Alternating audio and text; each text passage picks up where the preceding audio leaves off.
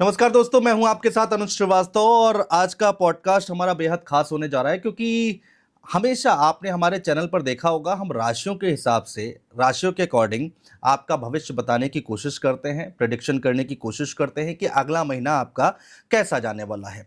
लेकिन आज हमने एक नई तस्वीर पेश करने की कोशिश की है जिसमें हम राशियों के बारे में बताएंगे, लेकिन टैरो कार्ड से। जी हाँ, टैरो कार्ड रीडिंग से हम आपके बारे में बताने जा रहे हैं कि सितंबर का महीना आपके लिए कैसा जाने वाला है। हमारे साथ इस पर बातचीत करने के लिए, आपको बताने के लिए, आपको गाइड करने के लिए डॉक्टर मंजू गुप्ता मौजूद हैं। डॉक्टर मंजू गुप्ता जी, बहुत स्वागत है आपका। और पहले तो बहुत थैंक यू, आपने समय निकाला, हमारे स्टूडियो आई। दूसरा, tarot card reader, tarot card से कैसे राशियों के बारे में बताया जा सकता है, इसको हम समझें कैसे, थोड़ा सा आसान हो जाएगा दर्शकों के लिए। नमस्कार अनुज जी। सबसे पहले मैं तो आपको बहुत बहुत धन्यवाद देना चाहूँगी कि आपने एक विभिन्न माध्यम से, जी। एक डिफरेंट माध्यम से दर्शकों को बताया है कि हम किस तरह से राशियों का प्रेडिक्शन कर सकते हैं टैरो कार्ड के जी। माध्यम से। क्योंकि आज तक सभी यही सोचते आए हैं कि अगर हमें प्रेडिक्शन लेना है, गाइडेंस लेना है, तो वैदिक के माध्यम से ही लिया जा सकता है।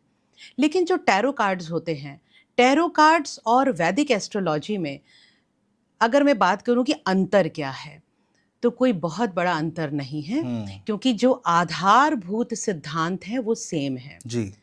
हमारे टैरो कार्ड्स में भी राशियां होती हैं। टैरो कार्ड्स के अंदर भी पांचों तत्वों का समावेश होता है। टैरो कार्ड्स में अंक विज्ञान का समावेश होता है।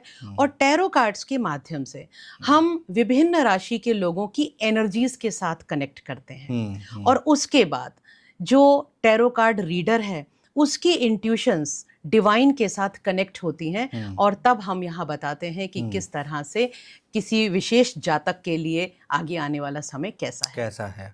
तो ये जो राशियों के बारे में आप बताएंगी, दो तरह से लोग राशियां अपनी देखते हैं, लग्न से देखते हैं और शायद नाम से देखते हैं, तो ये किसके लिए होगा? ये बहुत सही प्रश्न है। क्योंकि अन्यथा लोगों के मन में ये एक भ्रम बना रहता कि ये जो मेष राशि है ये कौन से वाले जातकों के लिए है। तो यहाँ मैं क्लियर कर देती हूँ कि हम जिस भी राशि की बात करेंगे, चाहे वो सनशाइन से हो या वो आप मून साइन से ले रहे हो, दोनों ही स्थिति में वो आपके लिए वर्क करने वाला है। अच्छा। तो आप इस प्रेडिक्शन को बिल्कुल निसंकोच होकर अपने लिए चेक करेंगे, चाहे आप मून साइन को मानते हैं या आप सन साइन को मानते हैं। अच्छा, अब मेरा अगला सवाल ये है कि इस एक राशि, मान लीजिए किसी की मेष राशि है, तो उनके लिए कौन कौन से वो पॉइंट्स हैं जिनको आप कवर करने वाली हैं? देखिए, किसी भी व्यक्ति का जो जीवन है उसमें मुख्य रूप से 4 ही डायमेंशंस होते हैं जिसके लिए वो सोचता है। सबसे पहला जो मुख्य डायमेंशन है क्या है? व्यक्ति की हेल्थ, क्योंकि हेल्थ बहुत जरूरी है इंसान के लिए। उसके बाद पैसा, वेल्थ, धन। अब धन आएगा कैसे? करियर से, यानी चाहे वो नौकरी करता हो या वो बिजनेस करता हो, तो करियर की बात हम यहाँ करने वाले हैं। और फिर ये तीनों चीजें हो लेकिन रिश्तों में वो सौम्यता ना हो, वो प्रेम ना हो, तो फिर जिंदगी का कोई अर्थ ही नहीं रह जाता। बिल्कुल ठीक बात है। तो रिलेशनशिप्स के बारे में जानना तो बहुत जरूरी है। तो यहाँ पर हम इन चारों ही आयामों को एक साथ हम देखेंगे, पढ़ेंगे, इनकी रीडिंग करेंगे। तो हेल्थ, रिलेशनशिप, करियर और मनी, इन चारों ही चीजों के बारे में बात करेंगे। तो कर्क राशि वालों के लिए सितंबर महीना 2025 का कैसा जाने वाला है? उनके जो आज डॉक्टर मंजू गुप्ता जो 4 पॉइंट कवर कर रही हैं, वो कैसा रहने वाला है? क्या अच्छे दिन हैं सितंबर महीने में या फिर थोड़ा सा डामाडोल है मामला? देखते हैं।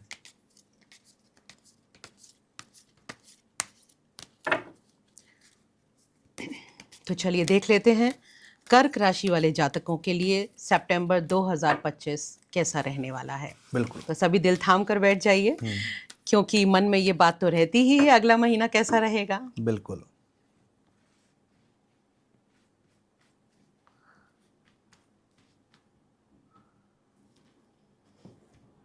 चेक कर लेते हैं कि कर्क राशि वालों का हेल्थ कैसा रहने वाला है सितंबर में।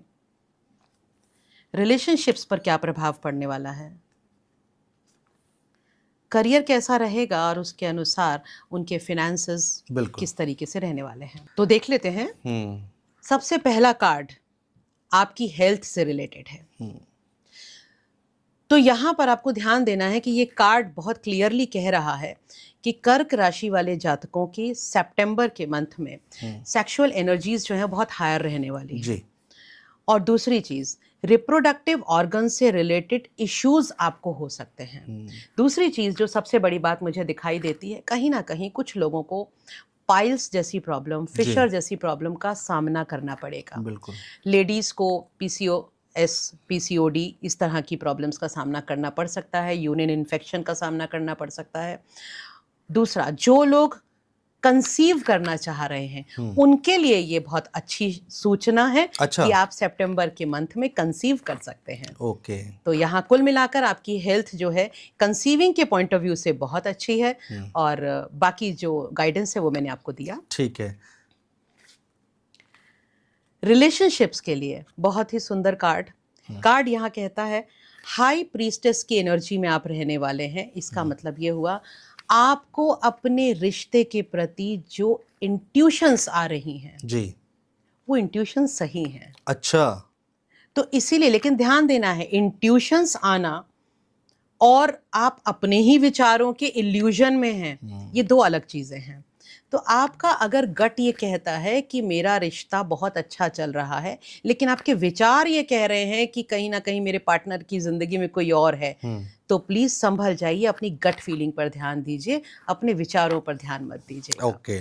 दूसरी चीज, रिलेशनशिप्स में केयरिंग की बहुत ज़रूरत है। कहीं ना कहीं आपके रिश्ते में ना पार्टनर के प्रति केयरिंग का अभाव है। आप अपने पार्टनर को केयर नहीं कर रहे अच्छे से, उसको इमोशनल सपोर्ट नहीं दे रहे हैं, आप उसके साथ अच्छे से एक्सप्रेसिव होकर बात नहीं कर रहे हैं। तो प्लीज़ अपने पार्टनर के साथ थोड़े अच्छे से बातचीत कीजिए, उसको बताइए कि आपके मन में उसके लिए कितना प्रेम है। बिल्कुल। क्योंकि प्यार छिपाने की चीज़ नहीं है, और अगर आप अपने प्यार को छिपा के ही बैठे रहेंगे तो डेफिनेटली आपके पार्टनर को किसी ना किसी तरह के इल्यूजन्स हो सकते हैं, उसको डाउट्स हो सकते हैं।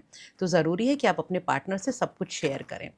दूसरी चीज़, ये कार्ड ये भी दिखाता है कि जो आपका पार्टनर है वो बहुत ही मदरली नेचर का है, लेकिन वो लेस एक्सप्रेसिव है। तो कर्क राशि के जातकों को ये ध्यान रखना है कि आपका पार्टनर लेस एक्सप्रेसिव है। तो आप ये मत सोचिए कि ये बोलता नहीं है तो मुझे प्रेम नहीं करता। हाँ। क्योंकि ये समस्या ना हम सबके साथ देख रहे हैं। लोग सोचते हैं कि पार्टनर एक्सप्रेसिव नहीं है, वो बोलता नहीं है, कम बात करता है, सीक्रेटिव है, तो कुछ छुपा रहा है। तो ये स्थिति नहीं होनी चाहिए। आपके पार्टनर आपके लिए बहुत इमोशनल है, बहुत केयरिंग है, बहुत सपोर्टिंग है, लेकिन वो लेस एक्सप्रेसिव है। तो you have to understand your partner. ठीक है, अब आ जाते हैं करियर पे। अब बात करते हैं आपके करियर की। तो थोड़े से समझदार रहिएगा। डल एनर्जीज का कार्ड है। और ये कार्ड यहाँ बहुत ही क्लियर बता रहा है कि सितंबर का जो मंथ है, इस मंथ में कहीं ना कहीं कुछ पैसे का नुकसान आपको होने वाला है। तो आपको पैसे को थोड़ा सहेज के रखना है। अगर कहीं इन्वेस्टमेंट करने वाले हैं तो टाल दीजिए, सितंबर के मंथ में इन्वेस्टमेंट मत कीजिएगा। ठीक है। दूसरी चीज, थोड़े अपने अहंकार पे काबू लाइए। क्योंकि क्या होता है जब हम किसी एक ग्रोथ पे पहुंच जाते हैं, क्योंकि ये जो जातक है ना, ये अपने करियर में एक ग्रोथ पर हैं। जैसे ही ग्रोथ आती है तो अहंकार आने लगता है। तो जिसको अहंकार आ जाता है फिर वो अपनी टीम को इज्जत नहीं देता। और जब आप टीम को इज्जत नहीं देते हैं तो आपके बिजनेस का, आपके काम का, आपकी नौकरी का डाउनफॉल शुरू हो जाता है। तो दिस इज द इंडिकेशन कि आपके अंदर अहंकार आ चुका है। तो प्लीज अपने ईगो को थोड़ा डाउन कीजिए, थोड़े से पोलाइट बनिए, अपने टीम लीडर्स के साथ बहुत अच्छे से रहिए, तो काम अच्छा होगा। अदरवाइज आपके करियर में, आपकी बिजनेस में आपको पॉलिटिक्स का शिकार हो जाएंगे आप, नुकसान होगा और आपकी टीम आपको सपोर्ट नहीं करेगी। तो यहाँ पर ये संभल के रहना है करियर को लेकर। और अब मनी। मनी कार्ड बताता है जो स्थिति यहाँ थी। आप देख रहे हैं कि कार्ड्स कैसे कनेक्ट करते हैं। बिल्कुल बिल्कुल बिल्कुल। ये स्थिति बता रही है कि चूंकि तुम बहुत इगोइस्टिक हो गए हो, सुन नहीं रहे हो अपने टीम वालों की, तो डेफिनेटली कहीं ना कहीं पैसे से संबंधित समस्या का सामना करना पड़ेगा। अपने इनकम एक्सपेंसेस को थोड़ा सहेज के रखो, बैलेंस बना के रखो। और जरूरी है कि अपनी टीम को भी संभाल के रखो, प्यार से रखो उन्हें। क्योंकि सितंबर का महीना हो सकता है कि आपके एक्सपेंसेस बढ़ जाएं, ज़्यादा हो जाएंगे, तो थोड़ा कंट्रोल करके रखिएगा। गुस्से पर काबू रखिएगा, क्योंकि कभी कभी ना हम गुस्से में भी, आपने सुना होगा कि जब कोई इंसान बहुत गुस्से में आ जाता है, किसी भी तरह के इमोशंस बहुत हाइप पे हो जी जाते हैं ना, जी। तो हम वो इमोशनल शॉपिंग करने लगते हैं। हाँ हाँ हाँ। तो ये स्थिति नहीं क्रिएट होनी चाहिए। बाकी मुझे ऐसा दिखाई दे रहा है कि आप कहीं ना कहीं घूमने का भी प्लान कर रहे हैं, तो डेफिनेटली आप घूमने जा सकते हैं, और घूमने जाओगे तो पैसा खर्च पैसा होगा। खर्च होगा। बिल्कुल बिल्कुल बिल्कुल। तो ये थोड़े अच्छे कार्ड्स निकल कर नहीं आए हैं कर्क राशि वालों के लिए, तो लेकिन संभल कर रहिए। सितंबर की बात है, अक्टूबर में फिर से किस्मत बदलेगी और आपके दिन ज़रूर अच्छे आएंगे।